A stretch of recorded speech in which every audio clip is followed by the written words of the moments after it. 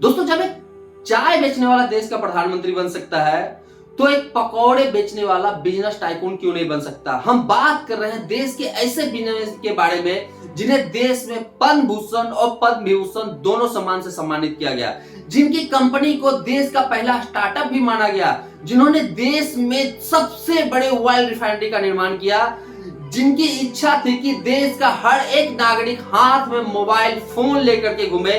हम बात कर रहे हैं दोस्तों बिजनेस टाइकून धीरूभाई अंबानी के बारे में। हम बात कर रहे हैं पूरे रिलायंस इंडस्ट्री के बारे में।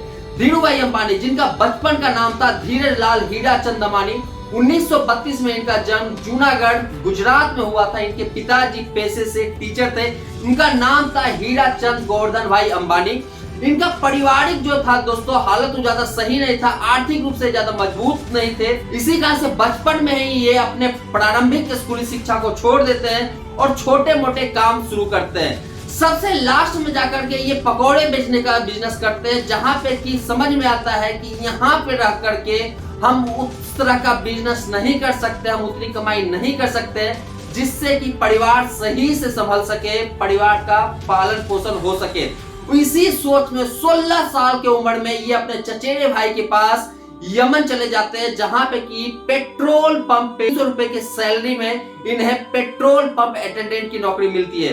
पेट्रोल पंप पे जहां पे उस समय 25 पैसे में चाय मिला करता था, लेकिन ये चाय पीने के लिए 1 रुपए देकर के बड़े रेस्टोरेंट में चाय पीते थे, ताकि वहां पे आने वाले बड़े बड़े जो व्यापारी हुआ करते थे, बड़े बड़े जो बिजनेसमैन हुआ करते थे, उनकी बातों को सुन सके और उसको सुन करके बिजनेस आइडियाज को समझ सके कि बिजनेस आखिर किया कैसे जाता है। बिजनेस करने का आइडिया दोस्तों इनके बचपन से ही था, बट समझ में नहीं आ रहा था कि इनको बिजनेस करना कैसे है।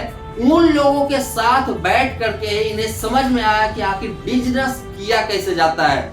उसी समय यमन सरकार को पता चलता है कि देश में बहुत सारे डुप्लीकेट करेंसी जो है वो आ चुके हैं, और इस कारण से यमन सरकार वहां पे चांदी के सिक्के का प्रचलन लेकर के आते हैं। चांदी का सिक्का जिसका मूल्य उसके वास्तविक मूल्य से बहुत ज्यादा था। ये चीज जो है, ये बात जो है धीरूभाई अंबानी को समझ में आ चुका था। उन्होंने मार्केट से चांदी के सिक्कों को जमा करना स्टार्ट किया, उसको गला करके वो दूसरे कंट्री में बेचा करते थे। इससे उन्हें अच्छा खासा प्रॉफिट भी हुआ। जब तक ये बात यमन सरकार को पता चलती, उससे पहले ही धीरूभाई अंबानी यमन छोड़ करके भारत आ चुके थे। भारत लौटने के बाद धीरूभाई अंबानी अपने भाई चंपक लाल के साथ पॉलिस्टर और स्पाइसेस मतलब मसाले का काम शुरू करते हैं। चूंकि मसाले के मामले में भारत एक बहुत बड़ा मार्केट है, वहीं पे पॉलिस्टर दूसरे कंट्री से मंगाया जाता था। धीरूभाई अंबानी को पता था कि पॉलिस्टर का इंडिया में बहुत बड़ा मार्केट है, बहुत सारी कंपनी है जो कि पॉलिस्टर से यहाँ पे कपड़े बनाती है, इसलिए इन्होंने भारत से दूसरे देश में मसाले बेचना स्टार्ट किया और वहां से पॉलिस्टर ला करके यहाँ पे बेचना स्टार्ट किया। धीरे धीरे इनका काम इसी तरह से चल रहा था। जब इन्होंने ये बिजनेस स्टार्ट किया था, उस समय विश्वास आप नहीं करोगे, ये 2 कमरों के रूम में रहा करते थे, और जब इन्होंने ऑफिस खोला था तो एक 350 स्क्वायर फीट का इनका ऑफिस था। साथ में 1 टेबल और 3 चेयर के साथ इन्होंने अपना बिजनेस स्टार्ट किया था। कुछ चंद हजार रुपयों की वो कंपनी थी, और जब धीरूभाई अंबानी का मृत्यु होता है उस समय उनकी कंपनी हजारों करोड़ की हो चुकी थी। आज के डेट में हम बात करते हैं दोस्तों, तो पूरा जो टर्नओवर है रिलायंस इंडस्ट्री का वो तकरीबन 87 बिलियन डॉलर का है। बट बात करते हैं कि कैसे बनी ये कंपनी 87 बिलियन डॉलर की। आखिर धीरूभाई अंबानी ने ऐसा क्या किया जो आज के डेट में भारत का एक नामी गिरामी कंपनी बन चुकी है, रिलायंस इंडस्ट्री। बात करते हैं दोस्तों 1966 की, जब इन्होंने रिलायंस कमर्शियल कॉर्पोरेशन का निर्माण किया, और इसके तहत इन्होंने अहमदाबाद में टेक्सटाइल का अपना फैक्ट्री डाला, जहां पे कि पॉलिस्टर से कपड़े बनाए जाते थे। इनके कंपनी का नाम था, इनके ब्रांड का नाम था विमल। बहुत सारे लोगों ने यूज किया होगा विमल के कपड़े को। जी हाँ दोस्तों, विमल जो है एक्चुअल में रिलायंस इंडस्ट्री का ही प्रोडक्ट है। उस समय विमल को इस तरह से मार्केट में स्थापित किया गया था जिससे ब्रांड बन सके कि विमल के अलावा कोई और कपड़ा हम यूज ही नहीं कर सकते। इसीलिए ओनली विमल के नाम से उस समय इस ब्रांड को पूरे देश में फैलाया गया। धीरे धीरे समय बदलता जाता है और समय आता है 1973, जब रिलायंस कमर्शियल कॉर्पोरेशन का नाम बदल करके चेंज किया जाता है और इसका नाम रखा जाता है रिलायंस इंडस्ट्री लिमिटेड। जी हाँ दोस्तों, जिसके बारे में आज आप सुनते हो, इसका एक्चुअल में स्थापना 1973 में मुंबई में हुआ था। रिलायंस इंडस्ट्री लिमिटेड के स्थापना के साथ ही इन्होंने देश में वर्ल्ड का सबसे बड़ा ऑयल रिफाइनरी का निर्माण किया, जो कि गुजरात के जामनगर में स्थित है। और इसी के साथ इनकी कहानी आगे बढ़ती है और इसके साथ इन्होंने बहुत सारे ऐसे इंडस्ट्री में हाथ आजमाया, जैसे कि इंफ्रास्ट्रक्चर हो, फाइनेंस हो, टेलीकॉम हो, टेक्सटाइल हो, मीडिया हो, एंटरटेनमेंट हो, और भी बहुत सारे ऐसे इंडस्ट्री थी जहां पे कि रिलायंस जो है उस टाइम पे मौजूद हो चुका था। ये दोस्तों देश की पहली कंपनी थी जिन्होंने 1977 के टाइम पे आईपीओ लॉन्च किया था। 58,000 इन्वेस्टर्स थे इनके 1977 के टाइम पे। इनका बोलना था कि आप पैसे इन्वेस्ट कीजिए और कंपनी का मालिक बन जाइए। आपने एक मूवी देखा होगा, 2007 में रिलीज हुआ था, गुरु, जिसमें कि अभिषेक बच्चन और ऐश्वर्या राय थे।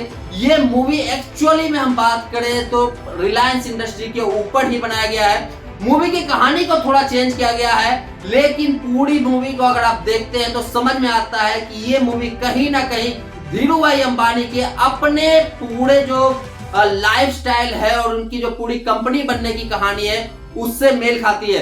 दोस्तों समय के साथ ही धीरू भाई अंबानी की शादी होती है। उनकी वाइफ का नाम है कोकिलाबेन अंबानी और उनके बेटे अनिल अंबानी और मुकेश अंबानी, जहां पे कि मुकेश अंबानी बड़े बेटे हैं, अनिल अंबानी छोटे बेटे। इनकी 2 बेटियां भी है जिनका नाम है दीप्ति और नीना।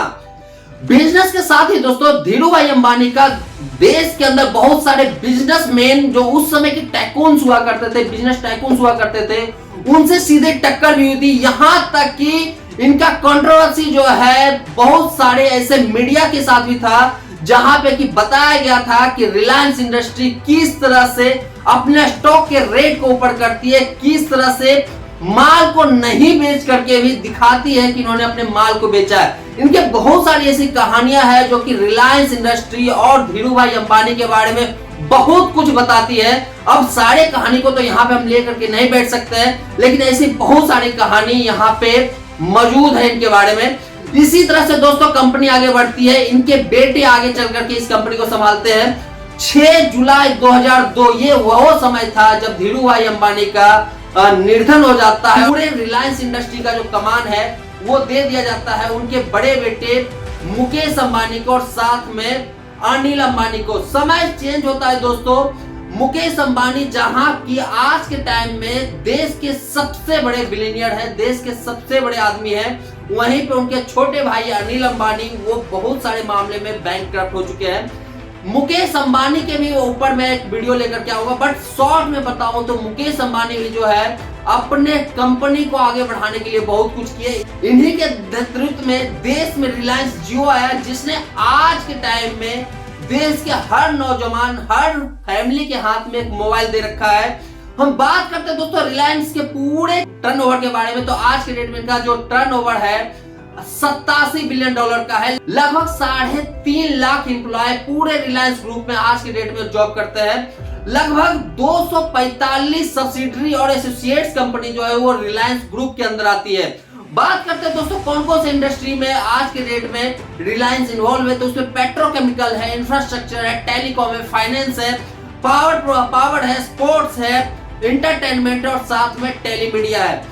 इतनी बड़ी कंपनी जो कि आज के टाइम में बन चुकी है रिलायंस इंडस्ट्री, और रिलायंस ग्रुप जो है ये इंडिया का सबसे बड़ा कंपनी है आज के डेट में। और इसी के साथ ही 1973 में शुरू की हुई रिलायंस इंडस्ट्री आज के डेट में देश के हर परिवार के पास पहुंच चुका है।